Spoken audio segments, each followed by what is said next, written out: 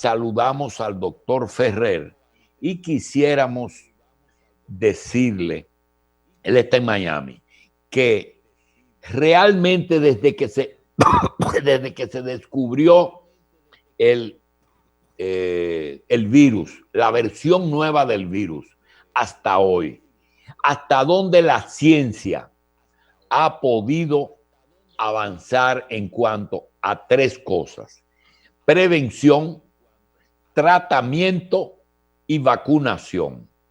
Doctor, tranquilito, prevención, tratamiento y vacunación. Bienvenido al doctor Gustavo Ferrer.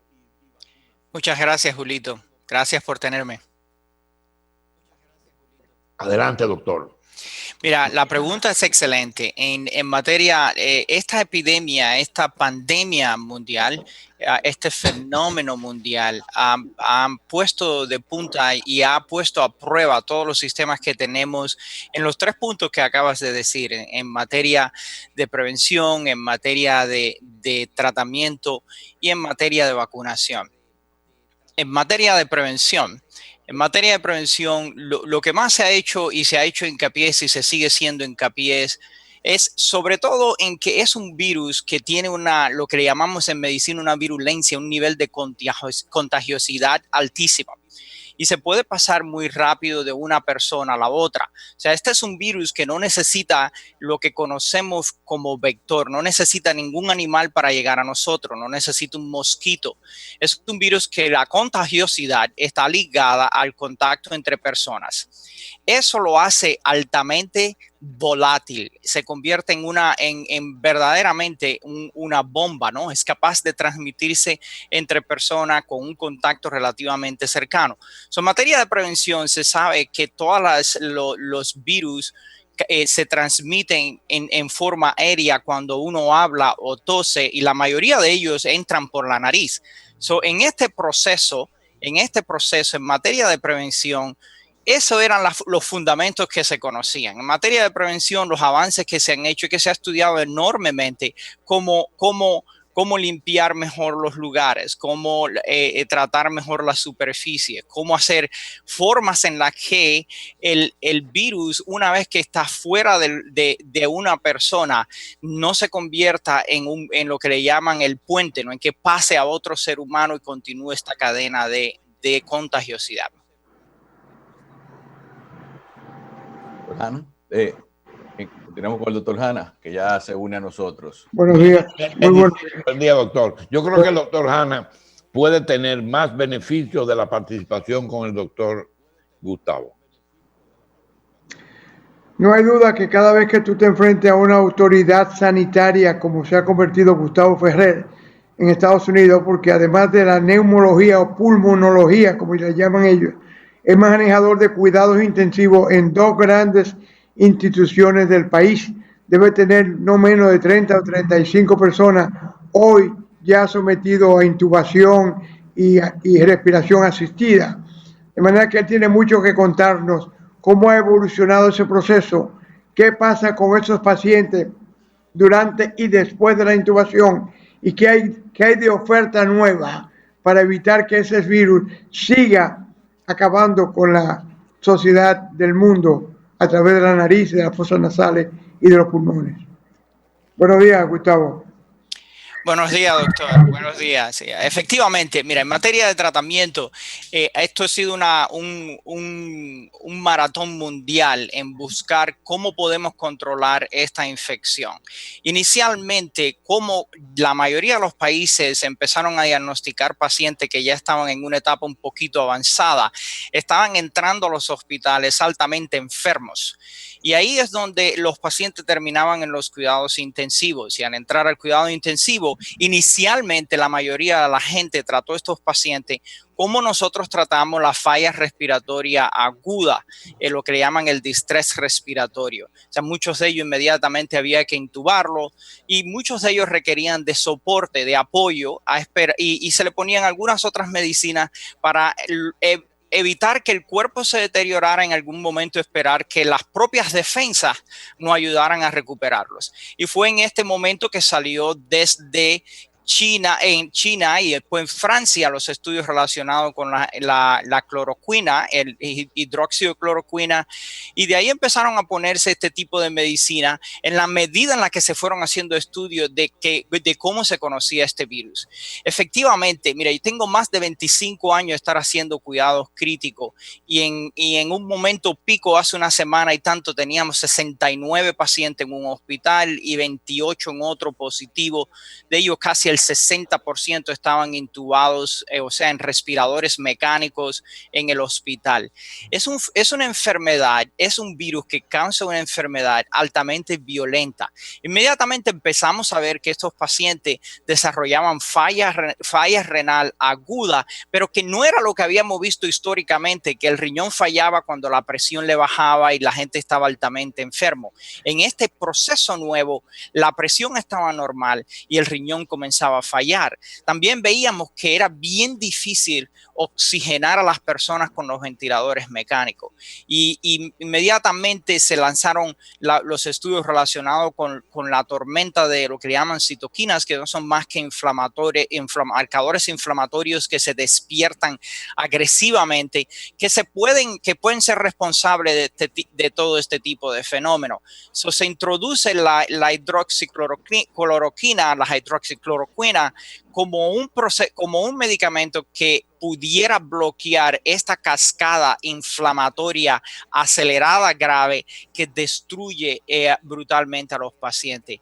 Parcialmente los estudios y las evidencias muestran que puede ayudar, pero sí hay un grupo importante de pacientes o de personas que evolucionan agresivamente a una destrucción de su función respiratoria y lo que llamamos fallo multiórgano. Gustavo, en los últimos días han surgido, producto de la experiencia de autopsias realizadas en cadáveres. Yo entendía que durante las pandemias no se hacían autopsias, solamente se hacen autopsias cuando hay la sospecha de que ha habido foul play, o sea, alguien ha hecho algo malo. Entonces surgió la idea de que no era una neumonía, que era una neumonitis, valga la diferencia, que no era una bacteria, que era una reacción inflamatoria, que había formación de pequeños coágulos en las arterias pulmonares, en las arterias cerebrales y renales, y que eso era todo diferente. Resulta que al fin y al cabo, cuando tú analizas el proceso inflamatorio completo, desde la entrada de un virus, la reacción de los linfocitos B y T, que son los T los que manejan el virus, y las complicaciones de esa reacción inflamatoria, como en todas las enfermedades, es el sistema inmunológico el que determina cómo, cuándo y dónde se va a producir la causa de muerte. Porque el sistema inmunológico, cuando se exagera, produce una lluvia de esas sustancias que tú llamas leucinas, leuquinas, interleuquinas, citoquinas, y son las que dañan el órgano. Es cuando se produce un pleito en el estadio Quisqueya de béisbol y un tipo rompe los asientos. Bueno, el pleito fue entre dos personas, pero el daño se hizo en los asientos del estadio, porque el tipo rompió 2 o 3 asientos. Así mismo sucede con las reacciones inflamatorias.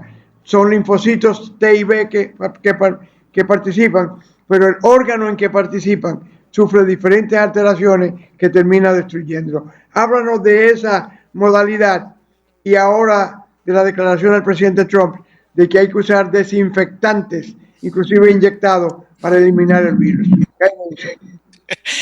Bueno, mira, en esa modalidad inflamatoria a lo largo de las 3 últimas semanas, y les puedo decir que nosotros hemos visto un cambio importante en la respuesta de los pacientes en nuestros cuidados intensivos, después que empezamos a darnos cuenta exactamente como dice el doctor Hanna, que había de alguna manera este fenómeno inflamatorio estaba formando coágulos. Hay estudios ya en humanos y en estudios en cadáveres que han mostrado que producen una cantidad enorme de coágulos y despiertan algo que se le llama el síndrome de los fosfolípidos, o sea que la sangre se coagula en montones de lugares. Nosotros hace más de 3 semanas empezamos a poner la gente en una sustancia que licúa la sangre, la heparina, Además de eso, usar la cloroquina, a mejorar el soporte del ventilador, y ya prácticamente el 40 al 50% de nuestros pacientes comienzan a salir de los ventiladores, que al principio no ocurría. Eso era un fenómeno agudo, violento, importante, que no... El número medio que la gente está en un ventilador en los cuidados intensivos históricamente ha estado alrededor de los 4 días. Incluso en el 2009, cuando el H1N1, el promedio del número de días en ventiladores con influenza H1N1 no pasó de los 9 días. En este virus ya estamos por 2 semanas y hay un grupo importante, más del 40% de las personas que nunca salen del ventilador, o sea, que penosamente fallecen en el ventilador. Pero en los últimos días, en la medida en que han salido las investigaciones, como dice el doctor Hanna, y se ha tratado de mitigar este proceso inflamatorio severo, utilizando, hay medicinas, lo que llamamos anticuerpos monoclonales, que se ha empezado a usar. Nosotros hemos usado en varios pacientes. También se está usando esto, el plasma de personas convalescentes, que se le puede poner a las personas. Nosotros lo hemos usado también. Y ya hay universidades como Stanford que empezó a anunciar que van a hacer clonación de estos. Gustavo, tú sabes que en el mundo hay mucha gente curiosa. Hay personas que han venido donde me dicen, bueno, si la puerta de entrada es la nariz, ¿por qué no le ponemos un pincho y le cerramos la nariz a la gente para que no le entre el virus? ¿Por qué no usamos un medicamento localmente ahí para destruir el virus? Y eso es lo que nos trae la cita contigo esta mañana. Tú estás trabajando, yo entiendo yo, con un medicamento que se usa por la vía nasal, un aerosol, que ha demostrado in vitro y en animales eficiente en el combate del virus del coronavirus 19. Háblanos de eso esta mañana temprano. Efectivamente, muchas gracias. Mira, hace más de 3 años nosotros empezamos a hacer un trabajo con una industria farmacéutica utilizando un antihistamínico que tiene más de 50 años en el mercado.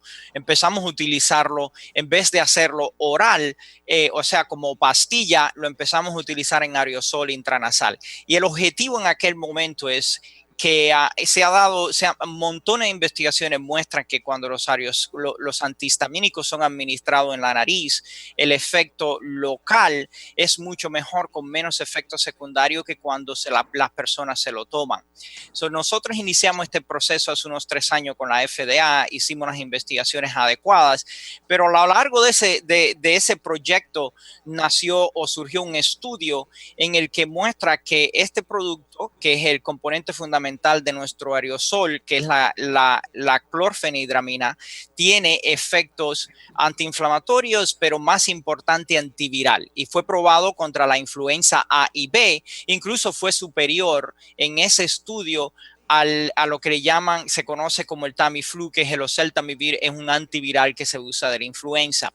Febrero 26, el 26 de febrero estuvimos en el último meeting al frente de la FDA en Washington, y en aquel momento surgió la conversación de que empezaban los casos de coronavirus en Estados Unidos a subir, que por qué no intentábamos hacer lo que le llaman reformulación. Lo mismo que se hizo con la hidroxicloroquina, que se vio en algunos estudios que podía tener efecto antiviral. Inmediatamente se lanzaron los investigadores a ver cómo podían hacer esto. Entonces nosotros nos dimos a la tarea de hacer lo mismo y entramos en un contrato con la Universidad Estatal de Utah, que ellos tienen un instituto de investigación virológica en el que ellos manejan los últimos virus. Habían 3 o 4 lugares en el país que podían hacer eso, y la farmacéutica con la que trabajo, ellos están en Utah. Hicimos una colaboración con la Universidad Estatal de Utah y el estudio se empezó. Y la semana pasada el resultado se paró a los 25 minutos. El aerosol nasal de nosotros, que combina la hidroxicloroquina con una sustancia orgánica conocida como xylitol. No la hidroxicloroquina. No, la clorfenidramina. Así, corrección. Clorfenidramina, muchas gracias, es capaz de destruir más del 70% de la carga viral.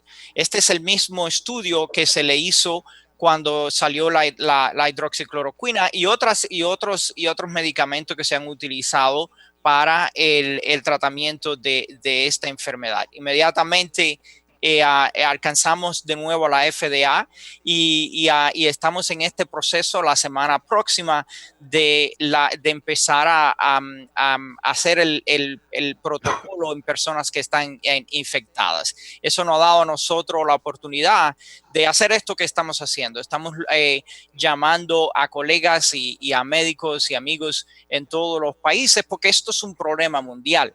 Mientras más datos recuperemos y más rápido lo hagamos, vamos a ver la eficacia. Y como decía el doctor Hanna, la verdad es que tiene toda la lógica, ¿no? El 90 y tanto % del coronavirus entra por la nariz. Es importante que la primera etapa preventiva y de tratamiento nos enfoquemos ahí. Bien, yo quisiera pedirle al doctor Hanna y al doctor un momentito para yo plantearle algo y poder aprovechar una situación que aunque el gobierno dominicano ha logrado una estructuración de salud en el que se han asesorado hasta de médicos especialistas en ética médica y de otro tipo. También decir que el momento que estamos viviendo ahora en la revista es excepcional. Tenemos dos profesionales de dos generaciones diferentes, nacidos en dos países diferentes, pero con experiencias excepcionales. El doctor Hanna tiene 50 y pico de años de ejercicio entre Estados Unidos y en República Dominicana. El doctor Gustavo Ferrer tiene casi 30 años ya de graduado de médico en Cuba y en Estados Unidos y conoce la mentalidad del latino. Los dos son internistas, uno intensivista neumólogo y el otro internista. De todas formas, ¿qué yo quiero sacar de esta conclusión? Hay una cantidad de preguntas que nosotros tenemos y que nos hace el público. No importa que sea el doctor Ferrer o el doctor Hanna, las voy a hacer. Primero, si la vía de entrada son las mucosas, la conjuntiva, la boca y la nariz, ¿por qué el spray es solamente nasal? Es decir, ¿qué se puede hacer para evitar que eso caiga en un lugar como la conjuntiva? Doctor Ferrer, el spray. Excelente pregunta, excelente pregunta. Lo que sabemos es que es cierto que puede entrar por las mucosas, pero cuando incluso este coronavirus hay una publicación ya hecha sobre dónde está la mayor carga viral. La capacidad de cualquier virus de infectar y desarrollar enfermedad depende de la carga viral, depende del volumen de virus que se multiplica rápidamente en el organismo. La nariz sigue siendo para la influenza, tanto para la influenza como para el coronavirus, sigue siendo la puerta de entrada de más del 90% de los virus. Incluso en ese estudio publicado en la revista de New England, lo que encontraron es que una fracción, menos del 3%, ocurría entre la boca, o sea, la garganta y los ojos.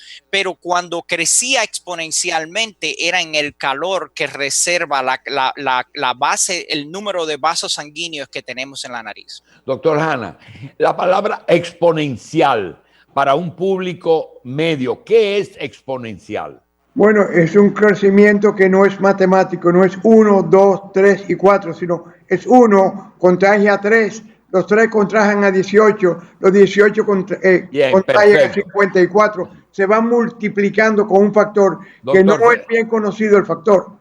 Doctor Ferrer, el ejercicio de la medicina de Estados Unidos es diferente. El paciente va al hospital, no tiene ya todavía lo que nos queda a nosotros. Déme llamar al doctor Hanna, déme llamar a William, déme llamar al doctor tal, sino que eso produce también cierto estado anímico frente a preguntas que uno no puede responder. Y las preguntas son las siguientes. La primera es, ¿por qué la mayoría de las muertes hasta este momento han ocurrido en asilos de personas ancianas? Es decir, es porque ahí hay menos atención, porque se sabe que hay muy pocas demandas de tipo mala práctica que se le hacen a esos asilos, aunque se le hacen, porque esa edad pertenece a una edad que se ha dicho que es una carga para la seguridad social y para los presupuestos. Y que es hasta bueno esa limitación de habitantes. Eso es lo primero. ¿Por qué ahí hay tanta incidencia? ¿Es por el cuido o es porque ese virus a esa edad hay menos defensa? Lo otro es también el por qué todos los días aparece un bendito mensaje diciéndote que no era un problema pulmonar, sino que era un problema de coagulación. Ya hablaste de la heparina y quisiéramos entonces que esas dos partes de si es pulmonar, porque el virus cuando llega al pulmón produce un taponamiento del intercambio oxígeno-sangre y por otra parte, si aparece ahora como un problema de coagulación en que se le da heparina al paciente. Gustavo, déjame la primera a mí, porque hay que tener 80 años para responder esa pregunta. Tú no calificas para eso. Mira, cuando el hombre llega a un estado tal que la familia tiene que colocarlo en un asilo, en una casa de convalecientes, de envejecientes, sea privada o pública, realmente usted envejece todo el cuerpo, no solamente la cana y se le cae el pelo y se arruga la cara, sino también su sistema de defensa inmunológico se debilita mucho. Por eso hay tantos cánceres en pacientes de más de 60 años, porque ya el sistema inmunológico no tiene la capacidad de patrullar constantemente todos los órganos del cuerpo al mismo tiempo. Son células aberrantes que se multiplican y producen cáncer. También se aplica a infecciones. Bien, eso está claro y siempre desde un principio ha sido así, doctor. Es un problema de inmunología, de defensa. Están más débiles, no comen bien, tienen otras enfermedades coexistentes, la mayoría son hipertensos, tienen Alzheimer, no orinan bien, tienen cáncer de próstata, tienen problemas cardíacos, son fumadores de 60 años. Diabéticos. Claro, entonces todo eso es un medio de cultivo excelente para cualquier virus o bacteria. Ellos mueren de cualquier bacteria. Sí. Doctor Ferrer, decía el doctor, te dejo esa a ti. Usted habló de riñón y no se había hablado de riñón, pero aquí no tienen un mensaje diario de que es coagulación. Y aquí hay personas que dan negativo en 2 o 3 ocasiones con las dos pruebas, la rápida y la lenta, y realmente aparecieron que están en heparina. ¿Cuál es la relación coagulación-coronavirus? Mira, eso es otra excelente pregunta porque a mí me llegan este tipo de mensajes de varios lugares de Latinoamérica y eso requiere que lo expliquemos un poquito despacio. El peor error que puede cometer cualquier científico o cualquier médico o cualquier institución que esté comunicando sobre el coronavirus, las investigaciones que están saliendo, es tomar esto en fragmento, como dividido en sílabas. Esto no puede ser así. El virus ataca al organismo y al crecer exponencial, como decía el doctor Hanna, son miles de millones de virus que entran al organismo, desencadenan una lluvia, un aguacero de sustancias inflamatorias. Esas sustancias inflamatorias, si las defensas están buenas, como dice el doctor Hanna, las patrullas las pueden parar y son la gente que tienen pocos síntomas y se pueden recuperar. Si las defensas son destruidas por el virus, se comienza entonces este proceso de cascada de inflamatoria, de lluvia inflamatoria en todo el organismo. El pulmón es a la puerta de entrada a través de la nariz donde empieza este proceso inflamatorio y es donde entran la mayoría de todas estas enfermedades virales. Y desde el pulmón, esta lluvia inflamatoria entra y ataca a todos los organismos. Este proceso de la coagulación que estamos viendo en el coronavirus no es el eje fundamental en la cascada de lo que está ocurriendo. O sea, no es el fenómeno único o primario. Este proceso de coagulación es el resultado del proceso inflamatorio severo que ha estado ocurriendo. Entonces, en el tratamiento, El objetivo es bajar esta carga, esta lluvia, parar el aguacero de marcadores inflamatorios y al mismo tiempo soportar el organismo en contra de lo que del daño que ha creado, reparar algunas cosas o prevenirlas. Y ahí es donde nosotros usamos la heparina y estas formas de anticoagulación. Gustavo, déjame decirle al doctor Hassin que eso no es únicamente con el virus. Aquí hay una historia de una señora que dio a luz en Barahona, después del parto siguió sangrando y siguió sangrando, le sacaron el útero y siguió sangrando, la trajeron para acá a la clínica Abreu, la atendió un amigo de Julio Hassin y murió.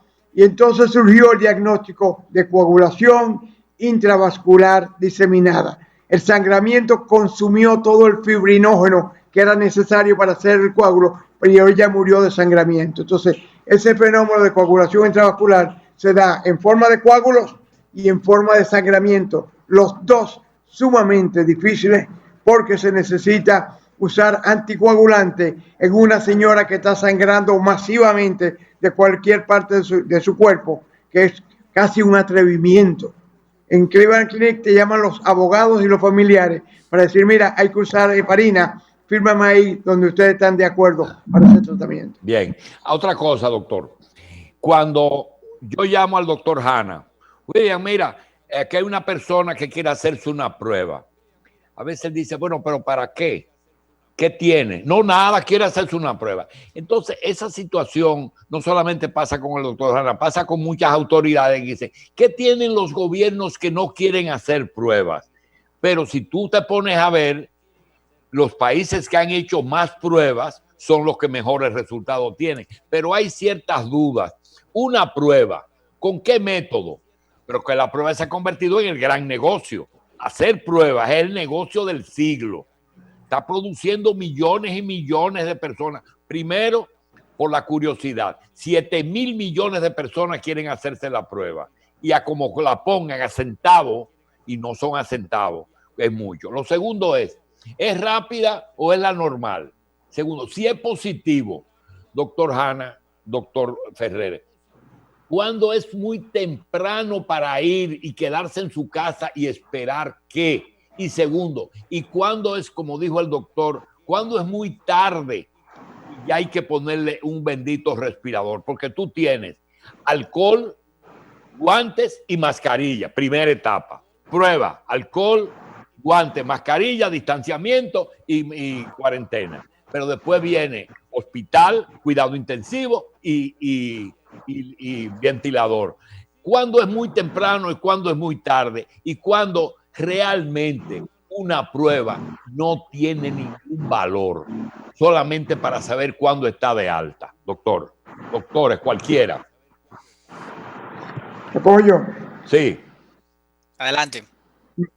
Mira, con lo de la prueba, con lo del virus que se manejó en el Oriente, todos los días se pueden producir, ¿cuánto? 1 millón, 2 millones de pruebas. Pero somos 7,535 millones de personas. Y la idea es hoy que a todos, sobre todo al que no tiene síntomas, hay que hacerle la prueba porque ese es el más peligroso. El que tiene hoy fiebre, dolor de garganta, tos y se siente mal, ya tú lo etiquetas como coronavirus, aunque no lo tenga, y lo aísla en la casa. Pero al que está bien, que pretende que va a ir al supermercado, que va de compras, que va a salir, ese es el que está contaminando a la mayor cantidad de personas. Y hablamos de mitigar los efectos, no de prevenirlos. Nadie habla de prevención, de mitigar los daños. Una persona en una sala de cine que estornuda duro con influenza puede contaminar 500 personas con todo estornudo. 500. Y la influenza es menos contagiosa, menos agresiva que el COVID-19. De manera que esa es una de las preguntas. Las pruebas, como todo, hay un gran negocio en la prueba, pero también, ojo, hay muchas falsificaciones. Se están vendiendo pruebas para la influenza como si fueran para el coronavirus. Le cambian la etiqueta y te la ponen como coronavirus. Entonces, hay mucho peligro con pruebas. Unas pueden ser demasiado sensibles, pero poco específicas. Entonces todo el mundo puede dar positiva. Otras pueden ser tan selectivas que no tienen especificidad, pero no tienen sensibilidad. Y hay la tercera, que son las que se dan en el tiempo. con la polimerasa reacción en cadena, tú determinas la presencia del virus en pequeñas partículas en la nariz o en la saliva que se hace hoy. Bien. Con la determinación de anticuerpos, tú sabes días después si tuvo una reacción, sí o no, si produjo anticuerpos, sí o no, y si esos anticuerpos realmente son de protección a la persona o solamente marcadores de la enfermedad.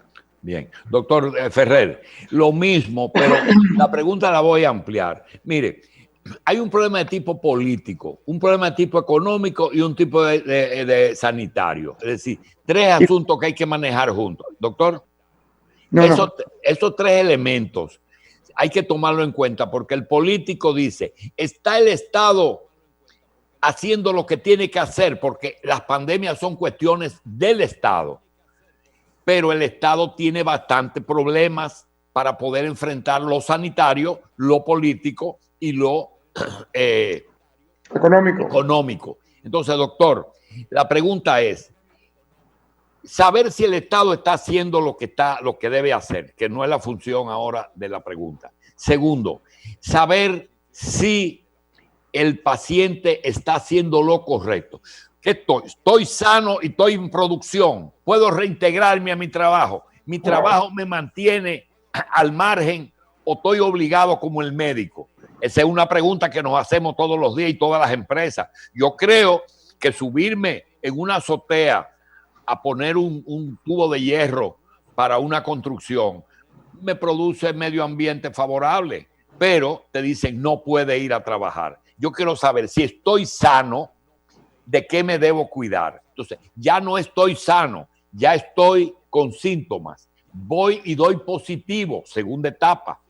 Entonces, quédate en tu casa tomando las medidas del lugar porque hay un porcentaje que sale de ese estado y la mayoría sale de ese estado. La mayoría no va a la tercera etapa que es voy al hospital pero en observación. Te ponen en un área más o menos en una tienda de campaña, en estos países te han puesto así, aislado y te cuidan. Y la tercera es, o la cuarta es, tú vas a cuidado intensivo, pero no al ventilador. Y finalmente vas al ventilador. Esas 5 estamentos, ¿cuándo es temprano y cuándo es tarde? Julio, el primero lo voy a coger yo. ¿Tú crees que estás sano? Tú estás sano desde el punto de vista epidemiológico cuando te hace la prueba y te dicen tú estás sano y negativo, porque tú puedes estar sano y positivo. Y 3 días después comenzar usted y yo antes de la prueba debemos entender que estamos enfermos. Bueno, todo el mundo está contagiado en principio hasta que la prueba determine lo contrario. Pero un momentico, ¿eso fue un extraterrestre que tiró un aerosol en el mundo entero? No sé quién lo tiró. Yo creo que nosotros hemos vivido muchos virus, ¿eh?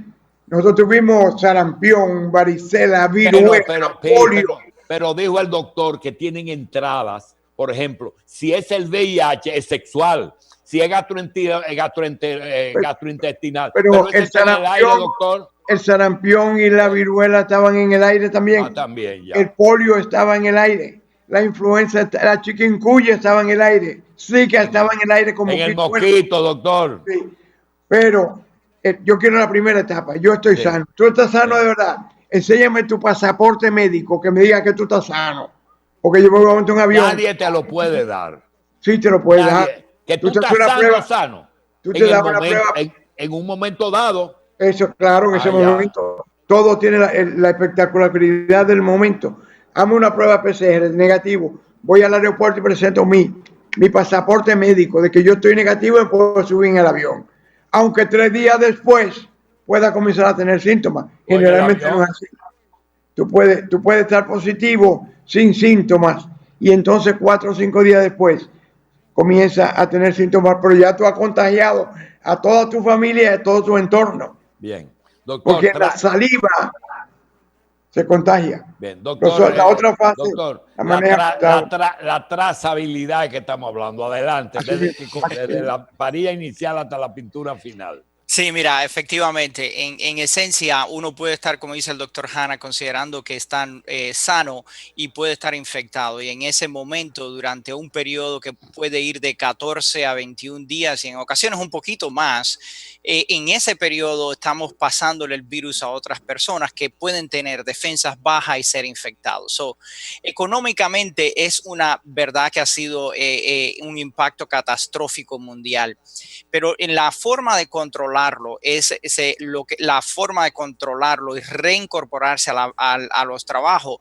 tiene que estar asociado y debe de depender de la capacidad de cada estado, cada economía, cada región de hacer los exámenes necesarios, como dice el doctor Hanna, para limitar y aislar a aquellos que están infectados y a los que están sanos, gradualmente incorporarlo a sus actividades, a sus actividades normales.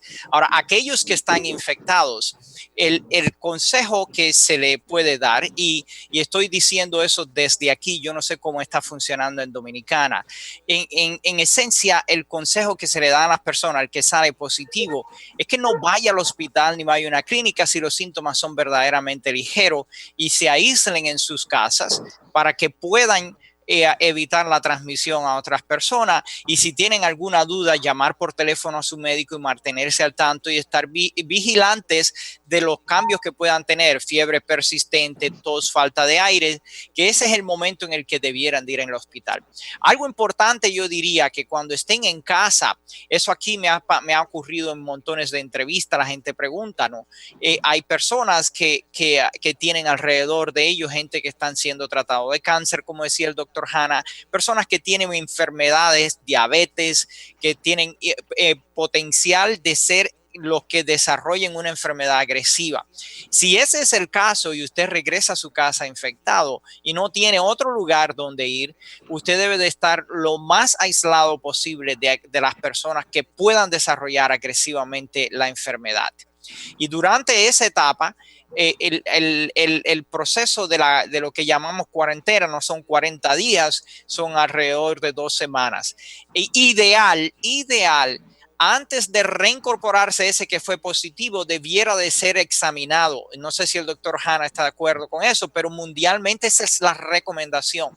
Debiera de repetirse el examen. Le puedo poner 3 ejemplos. Yo tengo hoy estaba mirando mientras hablábamos, 62 pacientes con el COVID-19 entre los 2 hospitales. De ellos tenemos 11 que pasan de los 14 días y están positivos.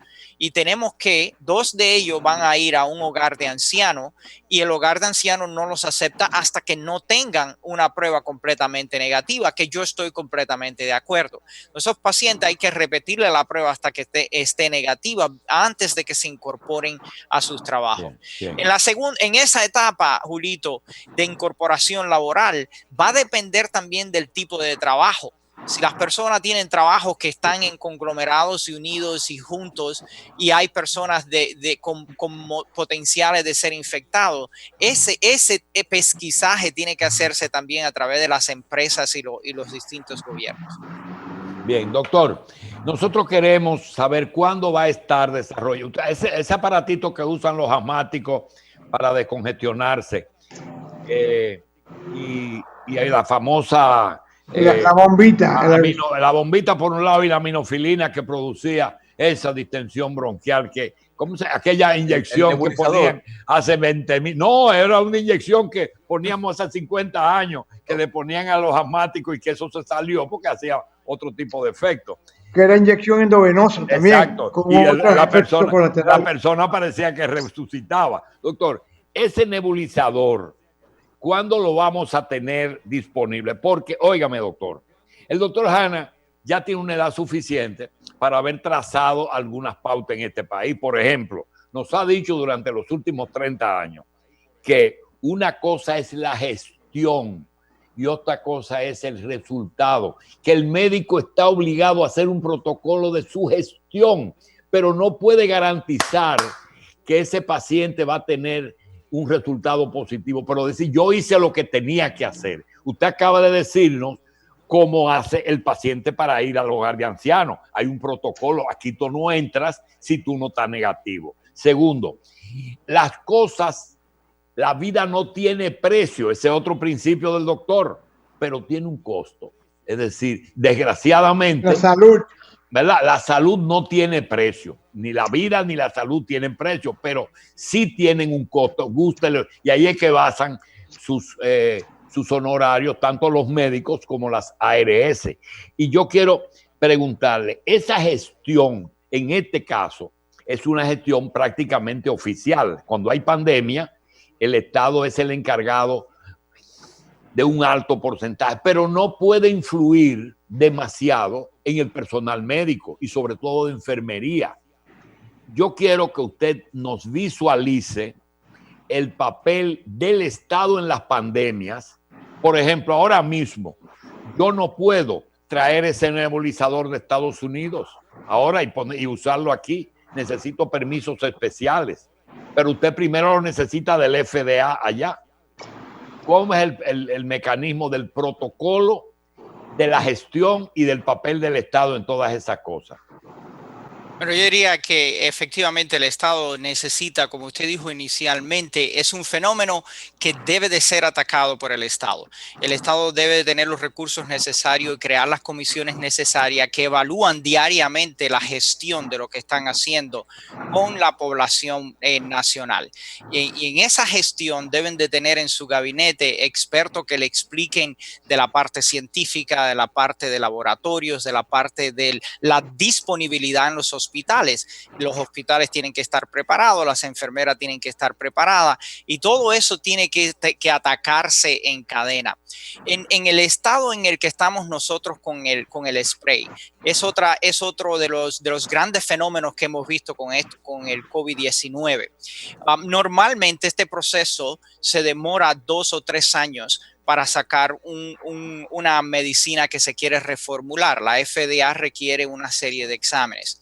Ahora, o sea, sacar una medicina nueva. Doctor, pero está en base a medicamentos ya establecidos. Esa es la esencia. Lo que Eso nosotros es. estamos Usted haciendo. está mezclando cosas que puede perfectamente usarlo hoy sin ningún... Como usted le dice, en una ponchera hirviendo, eche eucalipto. Usted me puede decir, en una ponchera hirviendo, écheme esos 2 productos y aspíralo. Como médico está autorizado. Esos 2 productos. No puede inventarse una hierba que vino de las selvas de Amazonas. ¿Verdad? Pero esa usted puede hacerlo mañana sin el FDA, porque para algo es uno médico. Bueno, mire, déjeme comentarle rapidito. Lo cierto es que eso es exactamente lo que estamos haciendo. Estamos utilizando algo que ya existe, que tiene 60 años la hidrocloroxina, la clorfenidramina que estamos usando tiene 60 años de evidencia de ser eficaz y eficiente. Y realmente lo que nosotros, por eso uno puede pasar varias de estas etapas y reducirlo a un corto plazo. Una vez que nosotros probamos ahora in vitro que es eficiente contra el COVID-19 y tenemos los estudios que muestran que es también eficiente contra la influenza, el próximo paso es estudiarlo en humanos, porque ya tenemos las evidencias históricas más las evidencias recientes de que es eficiente y es eficaz y no va a producir ningún tipo de problema.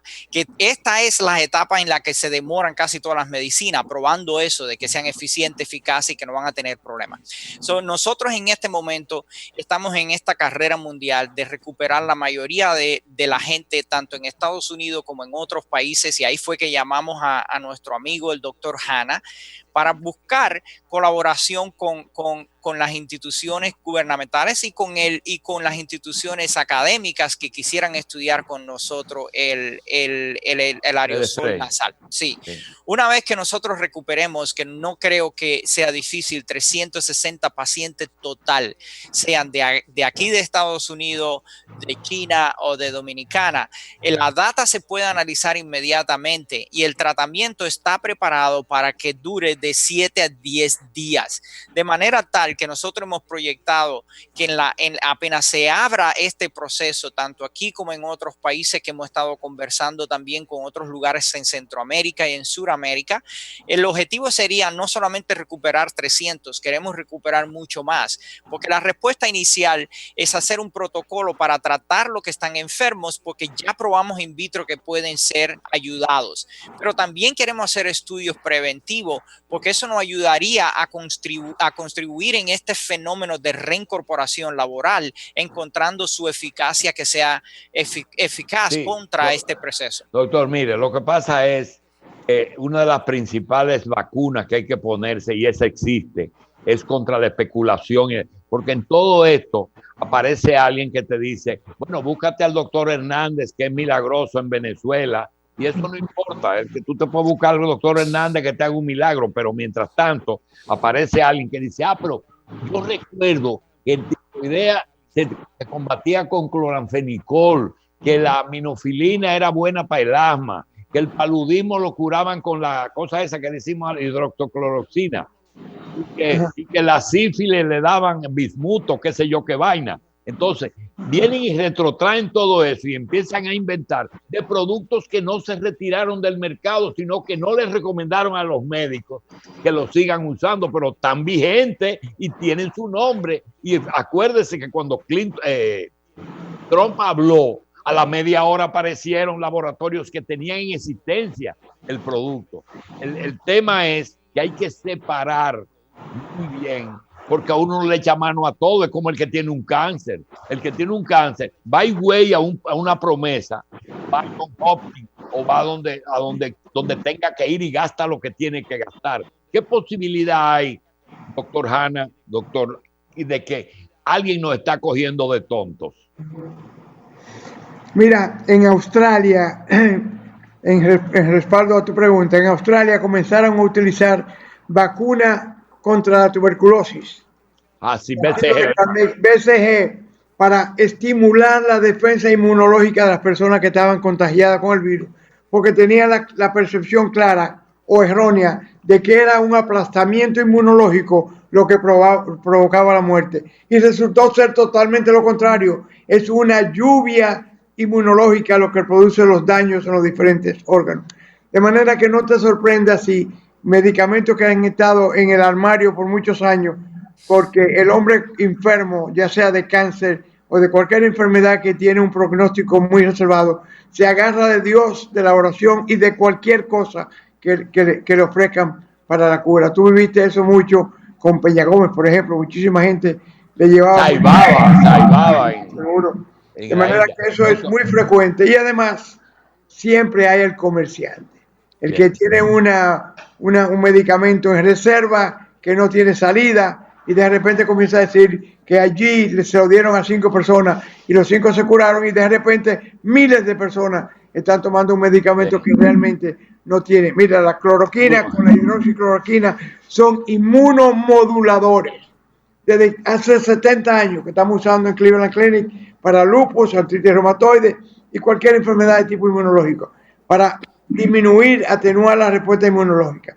Pero eso no quiere decir que eso comienza a trabajar en 5 días, ni en 10 días. Eso toma 3 y 4 meses antes de que ese medicamento pueda penetrar a la caverna donde está el sistema inmunológico. A propósito de ese tiempo, doctor, el médico ya como consultante del Estado, hay un problema económico. La población está parada, no está produciendo. El presidente de Estados Unidos dice, pero nosotros somos líderes mundiales de la economía. Si nos paramos, nos embromamos. O nos morimos del coronavirus o nos morimos de hambre. Y pasamos a ser un país del tercer mundo. Y dice, aquí hay que abrir esto. Esta palabra de aquí hay que abrirlo. El punto medio, doctor, entre un producto, un país en media producción, pero no cerrado totalmente, para una enfermedad que usted no le pueda poner ni 14, ni 17, ni 25 días, pero tú dices, vino para quedarse. Nosotros vamos a estar en cuarentena de por vida. Háblenos de hasta cuándo usted estima que eso va a pasar como ya pasó la Zika, el chikungunya o el dengue. Es decir, ya es parte de nosotros, pero podemos evitarlo. Eso es tan verdad que hoy hay 24 millones de norteamericanos que se inscribieron para seguro de desempleo. Una suma astronómica que nunca se pensó que eso llegaría. Estados Unidos llegó a tener un 3.2% de desempleados y eso eran gente que habían cumplido 18 años y no estaban trabajando todavía. Y esto es casi un 10. Había empleo total. Esto es casi un 10, ¿verdad? O no, esto es un 90. 22 millones, un 90% de personas hábiles con condiciones que perdieron su empleo. Sí. Doctor, esto vino para quedarse y usted visualiza que vamos a estar siempre, en vez de usted venir aquí a hacernos programas en vivo, vamos a estar que trabajando por Zoom, usted en Miami, nosotros aquí, y el amor a distancia. No, el amor se va a resolver pronto. Mire, la verdad es que históricamente todos los virus tienen una subida y todo tienen una caída y empiezan genéticamente a deteriorarse, a debilitarse. Lo interesante que tiene este fenómeno es que definitivamente se ha prolongado en la escala mundial. Evidencias de esta semana, de ayer, muestran que sí, el verano va a tener un impacto en bajar el número de casos y eso nos va a beneficiar a nosotros en el Caribe y hacia el hemisferio norte. El problema es que hay una gran probabilidad de que empiece a haber un brote que empiece a subir en el hemisferio sur y que ese hemisferio sur pueda traer los casos de nuevo de regreso en el otoño y hacia el invierno de este año. Ahora, lo cierto es que la bajada debe de ocurrir y va a ocurrir. Esta no es la primera vez que tenemos coronavirus que ha hecho esto. El SARS de 2003 hubo un volumen enorme de 8,000 personas o tanto en la China y entre otros lugares, pero en manera de unos meses la infección global se pudo controlar. Aun cuando realmente no podemos confiar 100% en la data que viene de los chinos, el número de casos en China ha empezado a bajar de una forma importante. Hay sus dudas en lo que se puede reportar, pero de todas maneras es un indicio de que hay una caída. En el propio Estados Unidos, dependiendo de la región, hay lugares que muestran que el número de casos ha empezado a bajar. En la región donde yo estoy acá, en el sur de la Florida, ayer y hoy fue la baja más importante que hemos visto en las últimas 3 semanas. Estamos en el pico empezando a descender y el número de casos debe de bajar importante. La pregunta de que si está aquí para quedarse, no creo que ese sea el caso. Pero sí creo que va a estar por un tiempo prolongado y es por eso que hay que tener cautela a la hora de la reincorporación social y de todas las medidas que se estén tomando. Bien, en el mundo, doctor Hanna, hay un tablero en el que cada uno tiene un papel, si es un ajedrez, el peón, la reina, el rey, el alfil, etcétera. Así somos en el mundo. Yo me pregunto, ¿hay alguna persona en el tablero de la salud como actor que hoy está viendo despacio, no solamente en un paciente en un hospital o haciendo un análisis en un laboratorio si está positivo, sino pensando en el problema y que no pase como aquel famoso caso que hacemos de chiste, de que una persona tenía una otitis y esa otitis producía que mensualmente se hizo crónica, el paciente iba al médico general. Iba al otorrino y el otorrino se puso viejo y el hijo fue otorrino y en la primera consulta hizo un examen profundo con un otoscopio y dice, caramba, pero lo que tiene es un ácaro ahí adentro. Mira, oye, mi papá estaba muy viejo y no se dio cuenta y lo saca. ¿Hasta qué punto puede existir la posibilidad de que haya un factor que hoy los científicos no hayan encontrado o que no le haya convenido encontrar? Pero no vamos a pensar en fábula, que no hayan encontrado el problema. ¿O hay gente estudiando eso minuciosamente? Mira, el mundo entero, nosotros somos un país pequeño y una isla, y estamos hablando por una hora de un problema serio que ha afectado a 200, 300 dominicanos que han fallecido. O sea, la población del mundo se va a ver afectada, a pesar de que todos los años, todos los días, nacen 230 o 300.000 personas. También están muriendo muchas personas importantes en la vida social del mundo. Entonces, eso trae como consecuencia que los gobiernos, las entidades, las universidades, todo el mundo está participando en la investigación, buscando primero una molécula activa que pueda destruir el virus y segundo, una sustancia que pueda provocar una reacción inmunológica de defensa, que sería la vacuna. Es el mismo, desde la varicela que comenzó y la viruela hasta hoy, el mundo vive las mismas precariedades. Busca algo que detenga esta barbaridad que está acabando con la familia, con la sociedad, con el país. Bien, conociendo que ambos médicos conocen la idiosincrasia de nuestros países, tanto en lo político como en la política sanitaria. Yo quisiera, de los 4 minutos que nos quedan, darle 2 minutos al doctor Hanna y al doctor Ferrer, y que nos den el mensaje hoy, a lectura que está el problema, que no sé si está ya terminando en su cúspide o todavía falta mucho por hacer. Doctor, ¿qué debemos hacer? Autoridades y dominicanos no contaminados. Yo creo que todo el mundo, la información que he dado, estuve revisando recientemente lo que se informa en Dominicana. Yo creo que se están haciendo y el intento es lograr disminuir el número de casos. Sobre todas las cosas, yo le diría a las personas que se mantengan informados y que se mantengan informados de noticias que realmente tienen valor y que provienen de fuentes que se pueden comprobar y que sean basados en evidencia científica. Hay demasiado mala información circulando en las redes sociales. Ese para mí sigue siendo el número 1. Y en el caso de la invitación que ustedes me hicieron, nosotros estamos convocando a las autoridades a que trabajen con nosotros para buscar una forma rápida de probar el producto que tenemos y cualquier otro producto, las vacunas, de manera que podamos ayudar a muchas personas. Mirando para atrás, Julito, todo el mundo tiene 2020. Tú te sientas a hablar de la revolución del 65 y tú ves todos los factores claramente proyectados. Ahora. Todos los días, pero es mirando para atrás. Sí. El negocio de nosotros es mirar para adelante y ver cómo, de qué manera nosotros podemos disminuir la incidencia, bajar la virulencia, controlarlo. Yo creo que el distanciamiento social es clave. Hay que hacerlo aplicar a rajatablas.